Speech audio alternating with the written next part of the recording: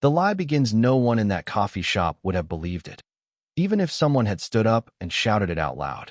The man sitting alone in the corner booth, wearing a faded flannel shirt and scuffed work boots, was worth more than most people in that room would earn in 10 lifetimes.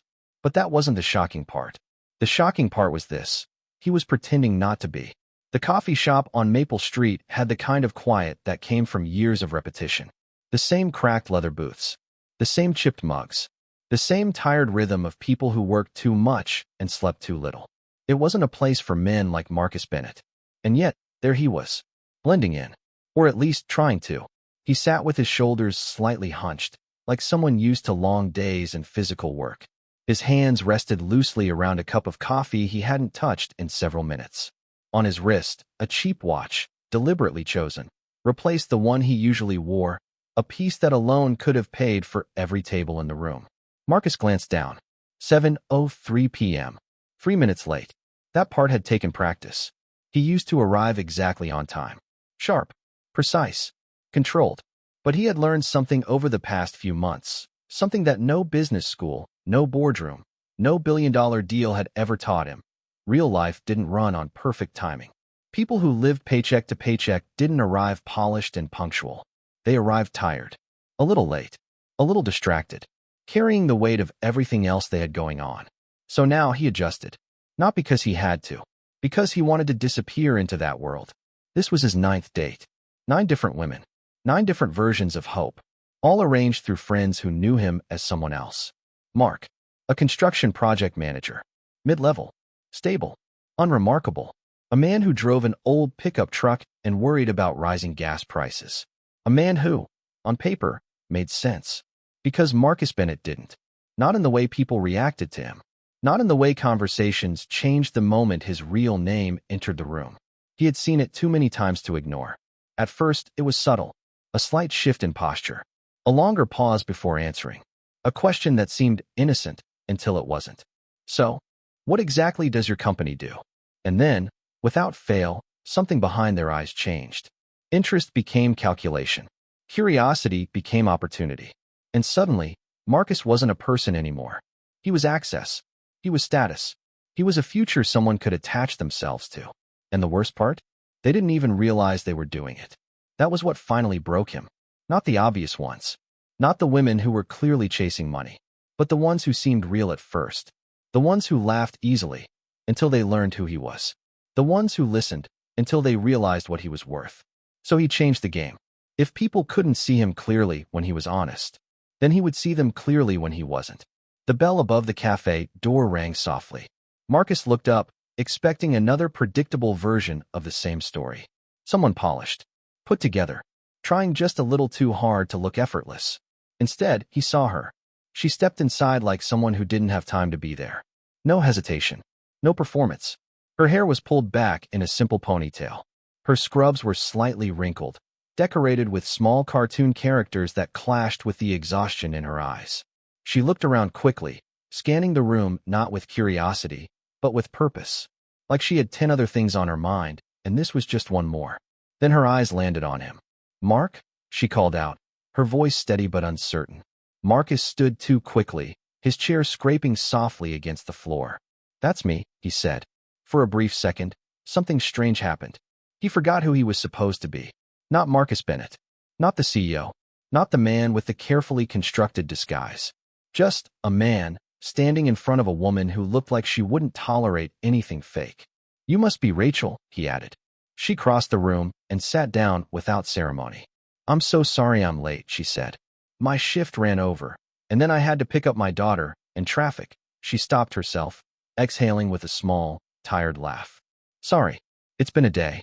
Marcus nodded, and for once, he didn't respond out of habit. "It's okay," he said, because somehow, it actually was. A waitress came over, greeting Rachel like she already knew her. "The usual?" Rachel smiled faintly. "Please." She wrapped her hands around the coffee when it arrived, like it was something she needed, not just wanted. Marcus watched her quietly. No performance. No impression management. No hidden agenda. Just a woman trying to get through her day. And something about that made him feel off balance. "So," Rachel said, looking at him directly now, "Jennifer told me you work in construction?" Marcus nodded automatically. Yeah, mostly residential. Some project management. Rachel's eyes flicked briefly to his hands. Too smooth. Too clean. A small detail. But she noticed. Marcus felt it immediately. That flicker of discomfort. Not because she accused him, but because she was paying attention. That was new. Most people didn't look that closely. Rachel leaned back slightly. Can I be honest? She asked. Marcus gave a small smile. I'd prefer that. She nodded once. I almost canceled tonight. That wasn't surprising. What came next was, my daughter had a rough day, she said. Kids at school were teasing her. She came home crying. I spent an hour just holding her. Marcus felt something tighten in his chest. And then my neighbor told me I needed to come anyway, Rachel continued. Said I needed to remember I'm still a person, not just someone's mom. She met his eyes. No hesitation now. No uncertainty. Just truth. So I'm going to be upfront with you, she said. I don't have time for games. I work long hours.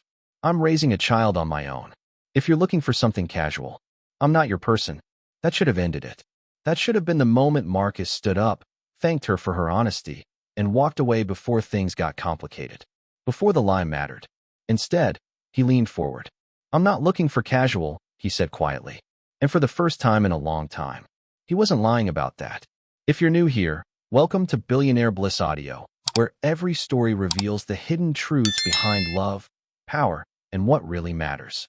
And if this kind of story pulls you in, if you want to know what happens when truth finally catches up with a lie like this, make sure you subscribe now. Because this is only the beginning. And nothing about what comes next will be simple. And somehow, without either of them realizing it, that quiet moment of honesty became the point where everything began to shift. Rachel didn't rush to fill the silence after his answer. She simply watched him. Not in the way people usually did. There was no curiosity about status, no subtle attempt to measure his value. It felt more like she was weighing something internal, deciding whether this conversation deserved to continue. That's a serious answer, she said finally. Marcus let out a small breath. You asked a serious question. Rachel nodded, but her expression didn't soften. If anything, it became more focused. You've been on a lot of dates lately, haven't you? She asked. Marcus felt a flicker of surprise. Jennifer talks too much. She worries, Rachel replied. She said you're a good guy. Just hard to figure out. That almost made him laugh. If she only knew. I guess I've been trying to figure something out too, he said. Rachel tilted her head slightly. And have you? Marcus paused. There were a dozen answers he could have given. Clean ones. Impressive ones. Answers that sounded thoughtful but revealed nothing. Instead, he said, not really. Rachel studied him for a second longer, then gave a small, almost approving nod. Good, she said. Marcus blinked. Good. I don't trust people who claim they have everything figured out, she said, taking another sip of her coffee. Life doesn't work like that. Especially not when there's another person involved. There was something grounding about the way she spoke. No performance. No attempt to impress. Just clarity. You said you have a daughter, Marcus said, shifting the focus slightly. Sophie. Rachel's entire demeanor changed again. Not dramatically, but enough. Yes, she said, and this time there was warmth in her voice. She's 5. What's she like? Rachel smiled faintly, like she was picturing something only she could see. She's curious about everything, she said. The kind of kid who asks questions you're not prepared for. Like why people lie, or why some families look different from others. Marcus felt that one land a little too close. She sounds smart, he said. She is, Rachel replied. Too smart sometimes. There was a pause, and then she added, more quietly, which makes it harder when the world isn't kind to her. Marcus didn't interrupt. He had learned, sitting across from her, that silence mattered here. My ex. Left when she was 6 months old, Rachel continued. At first, I thought I could handle everything on my own. And I did for a while. She gave a small, tired smile. But there's a difference between surviving and actually living. Marcus nodded slowly. I get that, he said. Rachel looked at him again, sharper this time. Do you? It wasn't confrontational. Just direct. Marcus hesitated. He could have said yes. It would have been easy. Instead, he chose something closer to the truth. I've built a life that looks complete from the outside, he said carefully. But sometimes it doesn't feel that way. Rachel held his gaze for a moment. Then she leaned back slightly, as if that answer had earned something. Okay, she said. Just that. But it meant more than agreement. It meant she believed him. And for reasons Marcus couldn't fully explain, that mattered. A lot. The conversation shifted after that. Not in topic. In tone. Rachel started asking different kinds of questions. Not surface-level things. Not the usual, what do you do for fun? Or, where do you see yourself? She asked things like, what do you do when you're overwhelmed? What do you regret not doing sooner? What makes you feel like yourself? Marcus wasn't used to answering questions like that. Not honestly. But sitting across from her, it felt harder to default to the version of himself he had constructed. So he answered, carefully, sometimes truthfully, sometimes not entirely. And every time he chose not to be fully honest, he felt it. A small, quiet discomfort. Like something inside him was keeping track. At one point, Rachel glanced down at his hands again. You really don't spend much time on-site anymore, do you? She said. Marcus felt that flicker again. She wasn't accusing him. She wasn't even suspicious. She was just observant. I've moved into more planning and coordination, he said. Less physical work. Rachel nodded slowly. That makes sense, she said. But there was something in her eyes that suggested she wasn't entirely convinced. Not enough to call him out, but enough to notice. And that unsettled him more than if she had challenged him directly, because it meant she was paying attention in a way most people didn't. When the waitress came back, Rachel thanked her again, using her name without hesitation. Another small thing. But Marcus noticed. She saw people. Not just the ones she was supposed to. That realization stayed with him longer than anything else she had said. Eventually, Rachel checked her phone and let out a quiet sigh. I should head out, she said. My neighbor's watching Sophie, and she's probably already counting the minutes until I get back. Marcus nodded, standing with her. I had a really good time, Rachel added. There was no hesitation this time. No uncertainty. Just a simple truth. Me too, Marcus said. And again, he meant it. He reached for his wallet, instinctively. But Rachel was faster. She placed cash on the table and looked at him directly. We split it, she said. Marcus paused. It's not necessary, he replied gently. I know, Rachel said. That's not the point. There it was again. That quiet insistence. Not pride for the sake of it. Just self-respect. Marcus nodded. Okay, he said, placing his share down beside hers. Outside, the air had cooled slightly. Rachel wrapped her arms around herself, then looked up at him. Can I ask you something? She said. Sure. Would you want to see each other again? She asked. And I mean properly. Marcus felt something shift. Properly, he repeated. Rachel nodded. I don't date casually, she said. And I don't have the luxury of taking months to figure things out. If this is going anywhere, you'd need to meet Sophie. There it was. The line. The moment where this stopped being simple. Marcus hesitated. Not because he didn't want to. Because he understood what it meant. This wasn't just about him anymore. This was about stepping into a life that already existed. A life that required honesty. And he wasn't being honest. I'd like that, he said anyway. Rachel smiled. Not a guarded smile. Not a polite one. A real one. There's a butterfly exhibit at the Natural History Museum this Saturday, she said. Sophie's been asking to go for weeks. Marcus felt his chest tighten, just slightly. The Natural History Museum. Of all places. That sounds good, he said, even as something in the back of his mind started calculating risks. As Rachel walked toward her car, Marcus stood there for a moment, watching her, trying to understand what had just happened. Because this hadn't felt like a date. Not really. It felt like something else. Something quieter. More dangerous. For the first time, he wasn't just wondering if she would like him. He was wondering if he deserved to be liked by someone like her at all. And that question stayed with him long after she drove away. That question followed him into the next few days, settling somewhere deeper than logic, somewhere harder to ignore. Marcus had built entire companies by trusting patterns. Data, behavior, predictable outcomes. But nothing about Rachel, or the small world she had quietly invited him into, fit any pattern he understood. By Friday afternoon, he had reread the same email 3 times without processing a single word. Marcus, David said from across the table, his tone measured but edged with concern. You're somewhere else. Marcus blinked, pulling himself back into the room. Just distracted, he said. David didn't look convinced. This about the woman? Marcus hesitated. Then, unexpectedly, he nodded. She has a daughter, he said. David leaned back slightly. That complicates things. It makes things clearer, Marcus replied, almost to himself. David studied him for a moment. You planning to tell her the truth? Marcus didn't answer. Because for the first time, the answer wasn't just difficult. It felt consequential. That night, standing in his penthouse, the city lights stretched endlessly below him, Marcus realized something unsettling. For years, everything in his life had expanded outward. More money, more influence, more control. But none of it had made his world feel fuller. Just larger. And now, somehow, a woman with a 5-year-old daughter and a life that barely left room to breathe had made everything feel smaller. More specific. More real. Saturday came faster than expected. Marcus dressed carefully, but this time it felt less like performance and more like preparation. Not to deceive, but to avoid breaking something fragile.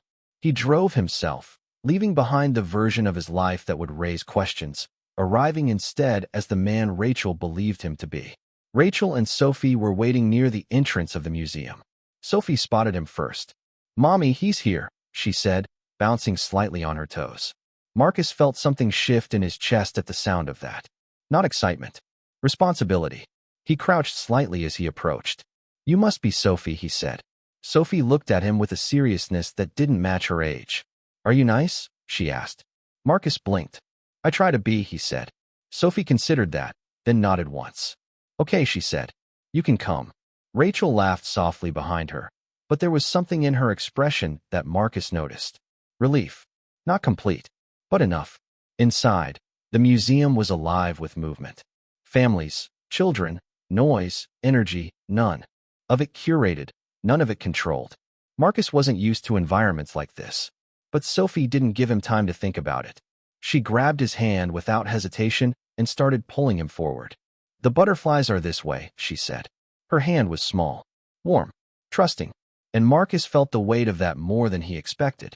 Rachel followed behind them, watching quietly, not intervening, not guiding, just observing. The butterfly exhibit was housed in a large glass conservatory, filled with filtered sunlight and the quiet movement of wings. Sophie stopped the moment they stepped inside. Her entire body went still. "Whoa," she whispered. Marcus watched her instead of the butterflies. Watched the way wonder spread across her face without hesitation, without restraint. It wasn't something she filtered or held back. It was immediate, pure, and it made him realize how long it had been since he had felt anything like that himself. "They migrate thousands of miles," Sophie said suddenly, pointing. "All the way to Mexico." Marcus smiled. "That's a long trip." "They don't get lost," she added confidently. Marcus glanced at Rachel. Rachel met his eyes and gave a small shrug, like she was used to this. "They always know where to go," Sophie continued. Marcus didn't respond right away, because something about that stayed with him longer than it should have. They moved slowly through the exhibit, Sophie leading, Rachel occasionally stepping in to steady her or remind her not to run. Marcus just followed, but he wasn't disengaged. He was paying attention to the details, to the way Rachel crouched to speak at Sophie's level, to the way Sophie reached for her instinctively without even looking, to the rhythm between them. It wasn't perfect. It wasn't effortless, but it was real, and it worked. At one point, a butterfly landed briefly on Sophie's shoulder. She froze instantly. "Mom," she whispered. "Don't move." Rachel smiled, lifting her phone slowly. Marcus watched the moment unfold. No performance, no audience, just a small, quiet moment that somehow felt more meaningful than anything he had experienced in months. After nearly 2 hours, they made their way out of the exhibit and into the gift shop. The shift was immediate. Sophie's attention moved quickly from one item to another. Bright colors, books, small toys. Rachel stayed a step behind, watching carefully. Marcus saw it again. That subtle calculation. Not visible to Sophie, but always present. Sophie stopped in front of a butterfly kit. She picked it up, turning it over in her hands. "This one lets you watch them grow," she said softly. Marcus crouched beside her. "That sounds pretty amazing." Sophie nodded. Then she checked the price. And just like that, something in her expression changed. Not disappointment. Acceptance. She placed the box back on the shelf. "It's okay," she said. Marcus felt something tighten in his chest. Not because she couldn't have it, because she had already decided she wouldn't ask. Rachel stepped closer. "We said just looking, remember?" Sophie nodded. No argument. No protest. Just understanding. Marcus looked between them, and for the first time, he realized something uncomfortable. This wasn't about money. It was about limits. About choices. About learning at 5 years old, where those limits were. Sophie, he said gently, what if I got it for you? She looked up at him, eyes widening, then immediately looked at Rachel. Rachel's expression shifted. Not anger, not even resistance. Something more complicated. You don't have to do that, she said quietly. I know, Marcus replied. I want to. Rachel hesitated. Marcus could see the conflict. Not about the item. About what accepting it meant. Finally, she nodded once. Okay, she said. But you say thank you. Thank you. Sophie said immediately, hugging the box. Marcus paid for it. The amount didn't matter. What mattered was the feeling that came with it. Not power. Not control. Just contribution. Outside, as they walked back to the car, Sophie talked nonstop about butterflies, her words blending together with excitement. Rachel listened, smiling in that tired but genuine way. Then she looked at Marcus. Thank you, she said quietly. Marcus nodded. For what? He asked. For seeing her, Rachel replied. The words caught him off guard, because he realized, in that moment, how many people probably didn't. Rachel opened the car door, helping Sophie inside. Then she turned back to him. I had a really good time, she said. Marcus held her gaze. So did I, he replied. And this time, it felt heavier. Because now, it wasn't just about liking her. It was about understanding what being part of her world would actually require. As Rachel drove away, Sophie waved from the back seat, the butterfly kit clutched tightly in her hands. Marcus stood there, watching until the car disappeared. And for the first time, the question wasn't whether he could keep the lie going. It was whether anything built on it could survive what was coming next. That question didn't leave him.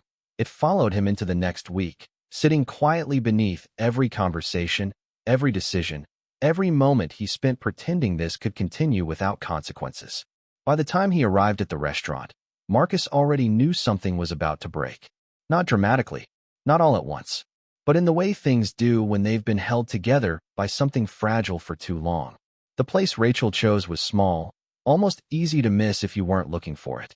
Warm lighting, handwritten menus, the soft hum of conversations that felt lived in rather than performed.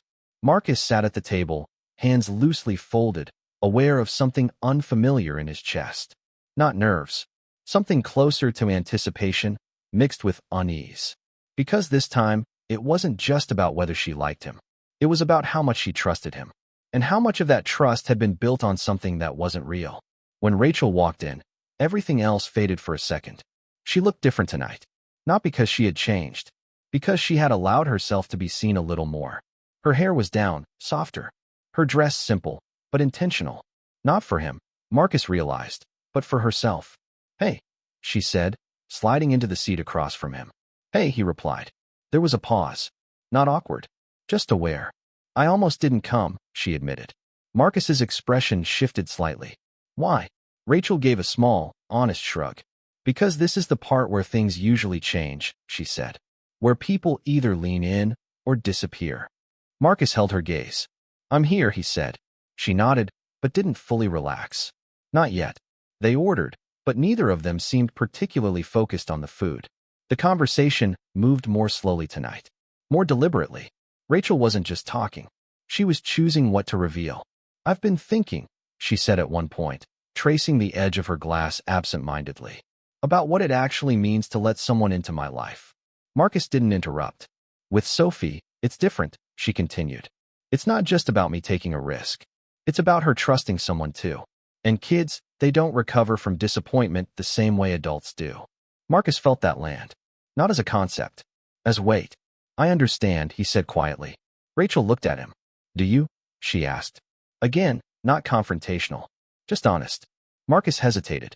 Because the truth was, he was starting to. But he hadn't acted like it. I think I'm starting to, he said. Rachel studied him for a moment. Then nodded slightly. That's fair, she said. The conversation deepened after that. Not louder. Just closer. Rachel talked about fear. Not in dramatic terms. In quiet, practical ones. Fear of choosing the wrong person again. Fear of letting Sophie get attached. Fear of believing something was real and finding out it wasn't. Marcus listened. And for the first time, every word felt like it was directed at something he hadn't said yet. What about you? Rachel asked. What are you afraid of? Marcus let out a slow breath. There it was. The moment. He could feel it. The edge of something unavoidable. I'm afraid of building something that looks right, but isn't, he said. Rachel's eyes didn't leave his. That's a very specific fear, she said. It comes from experience, Marcus replied. That wasn't a lie, just not the full truth. Rachel leaned back slightly. And what does real look like to you? She asked. Marcus didn't answer immediately, because suddenly, the answer mattered. More than it had before. It looks like this, he said finally. Sitting across from someone and not feeling like you have to be anyone else. Rachel held his gaze. And for a moment, something softened.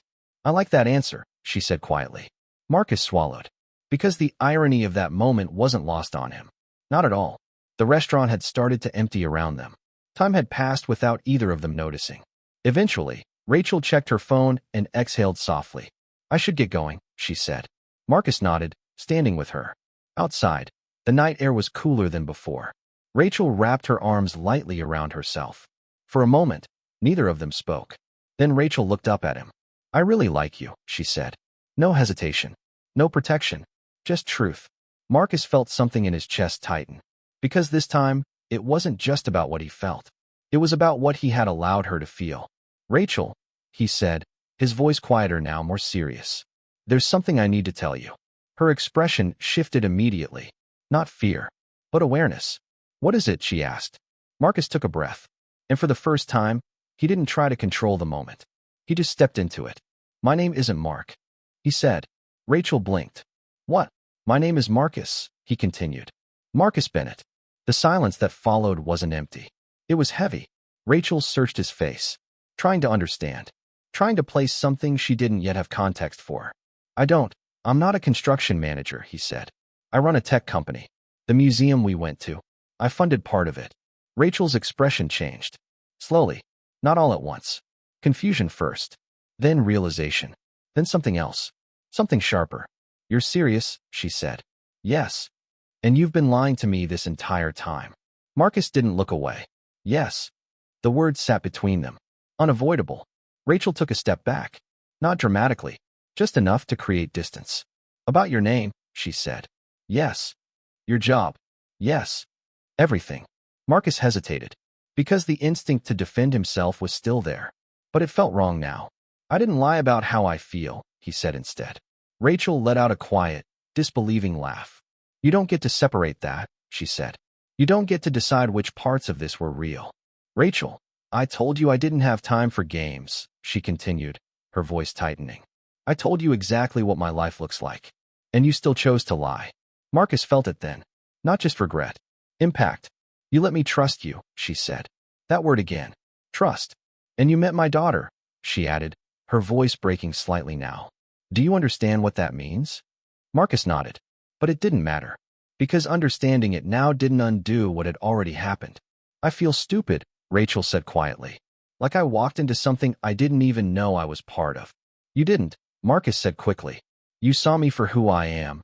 No, she cut in. I saw who you pretended to be. That landed harder than anything else. Rachel shook her head, stepping back toward her car. Stay away from us, she said. From me. From Sophie. Rachel, please, I mean it, she said, opening the door. We're not part of whatever this was for you. And just like that, it was over. No negotiation. No second chance in that moment. Just a line drawn clearly. Marcus stood there as her car disappeared into the distance. And for the first time, he didn't feel like a man who had lost control of a situation. He felt like a man who had finally seen the cost of avoiding the truth and realized it was far higher than he had ever been willing to admit. And for the first time in his life, Marcus couldn't solve the problem in front of him because this wasn't a problem built on numbers, strategy, or control. It was built on trust he had already broken. The days that followed didn't feel dramatic. They felt quiet. Heavy in a way that didn't demand attention but refused to be ignored. Marcus returned to his routine, at least on the surface. Meetings resumed. Calls were answered. Decisions were made. But something essential had shifted. For years, he had believed that impact could be measured. Revenue, growth, expansion. Now, sitting in rooms filled with people waiting for direction, he found himself thinking about something else entirely. Presence. Who actually showed up? Who stayed? Who told the truth even when it cost them something? That thought led him somewhere unexpected. Back to the one place where his world and Rachel's had quietly intersected long before they met. The hospital. He hadn't thought much about it when the donation was made. It had been one of many, approved, processed, completed, efficient. But walking through those halls now, seeing the people behind the systems, the weight of what happened there every day, it changed something. Not all at once, but enough. He noticed the small things. The way nurses moved quickly but gently. The way parents waited in silence, holding on to hope like it might disappear if they let go. The way children smiled, even when they didn't fully understand what they were going through. And he thought about Rachel, not as someone he had lost, but as someone who had shown him a version of reality he had spent years avoiding. It wasn't about fixing what had happened. He knew that now. Some things couldn't be undone with effort or intention, but that didn't mean nothing could come from it. When he reached out again, it wasn't with an explanation or a defense. It was with something simpler, an opportunity, not for forgiveness, for honesty. Rachel didn't say much when they spoke again. She didn't need to. Everything that mattered was already there, between what had been said and what had been broken. "I'm still angry," she told him. "I know," Marcus replied.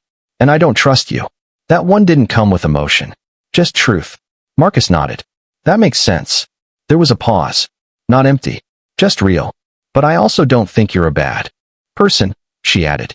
Marcus didn't respond right away, because that mattered more than he expected. "I think you made a choice out of fear," she continued. "And that choice hurt people who didn't deserve it." "That's true," he said. Rachel looked at him, steady, grounded. "If anything happens next," she said, "it has to be built differently." Marcus held her gaze. "No more pretending," he said. Rachel nodded once. "Then we start there," she replied. Not with certainty, not with forgiveness, but with something quieter. A willingness to try again. And this time, without hiding.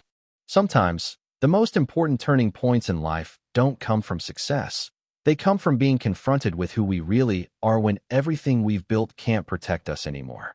Marcus spent years believing that control was the answer.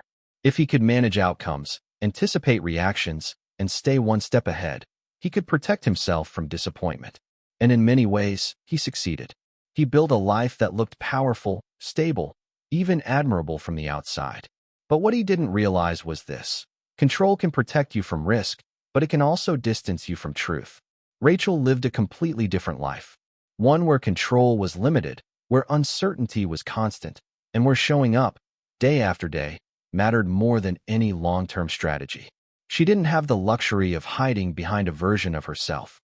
Her life required honesty, even when it was uncomfortable. When these two worlds collided, the real conflict wasn't wealth versus struggle. It was fear versus honesty. Marcus feared being used, so he chose to hide. Rachel feared being hurt, so she chose to be clear. And in the end, the lesson becomes painfully simple, but deeply important. You cannot build something real while hiding who you are. No matter how good your intentions are, no matter how understandable your fears may be, if the foundation isn't honest, the connection won't hold when it matters most. In real life, this shows up in small ways. Avoiding difficult conversations, presenting a version of ourselves we think others will accept, delaying the truth because the moment doesn't feel right. But the longer we wait, the more we risk losing something genuine. So the real question becomes, are you willing to be honest, even when it feels like you might lose something? Or are you protecting yourself at the cost of something real? I'd love to hear your perspective. If you were in Rachel's position, would you give Marcus another chance after the truth came out? Take a moment to share your thoughts in the comments so others can see different perspectives. And if this story made you think, feel, or reflect in any way, consider subscribing to Billionaire Bliss Audio to support the channel and help us keep bringing you stories that truly matter.